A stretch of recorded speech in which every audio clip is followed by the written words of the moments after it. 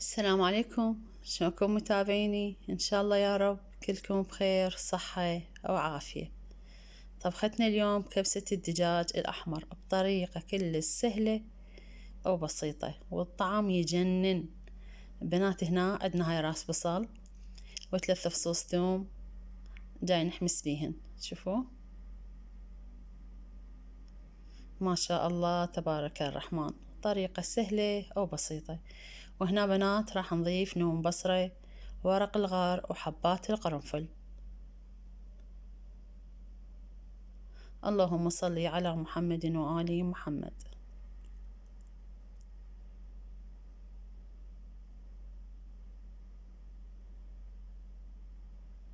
ما شاء الله تبارك الرحمن، طريقة كل سهلة وبسيطة. إن شاء الله تنال إعجابكم وتجربوها. وهنا بنات راح نضيف الدجاج حسب أفراد العائلة، تكثرون تقللون حسب أفراد عائلتكم.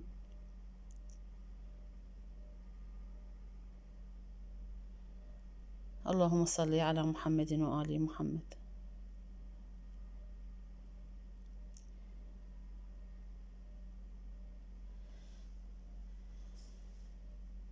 وهنا شوفوا ما شاء الله ورا ما أخذ لون راح نقلبه.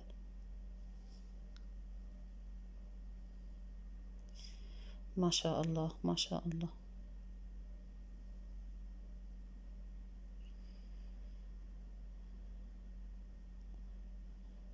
اللهم صل على محمد وآل محمد. هنا بنات شوفوا ما شاء الله راح نضيف البهارات. بنات هاي البهارات اختياري، كل من واللي يحب يضيف البهارات. هنا أنا ضفت هسه زنجبيل وكركم وبهارات مشكلة ودارسين.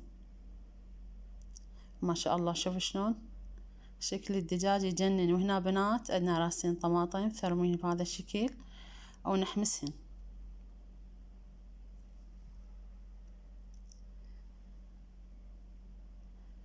ما شاء الله. هنا بنات راح نضيف خاشوقتين معجون.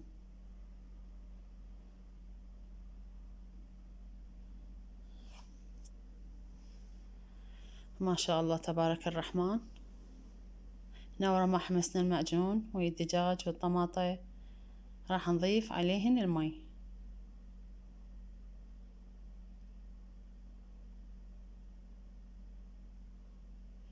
ما شاء الله تبارك الرحمن.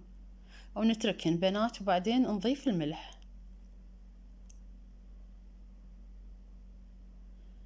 هنا بنات راح نضيف الملح تقريبا ورا نص ساعة.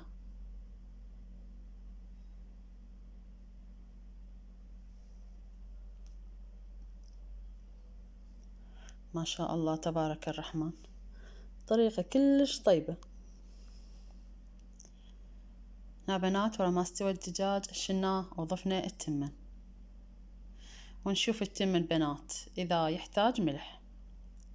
هسا أنا راح أضيف ربع خاشوقة ملح لأن شفته عاوزة شوية ملح.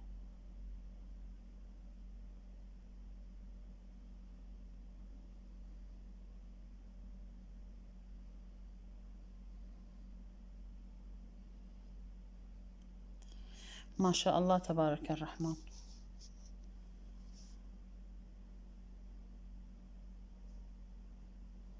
اللهم صل على محمد وآل محمد. وهنا بنات شوفوا تمين جايين شيف.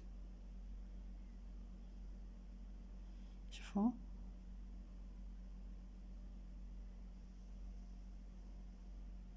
ما شاء الله تبارك الرحمن.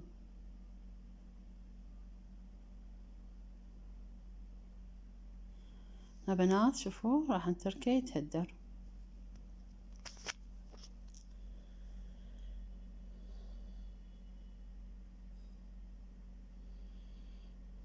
ما شاء الله. اللهم صل على محمد وآل محمد.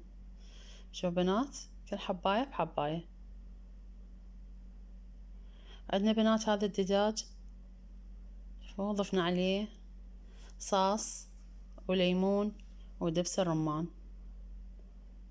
وراح ندخله الفرن. ما شاء الله تبارك الرحمن.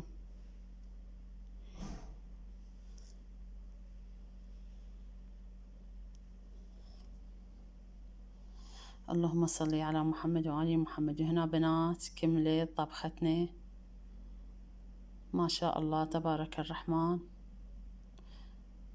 طعم وشكل يجنن. لهنا وقلكم مع ألف ألف سلامة.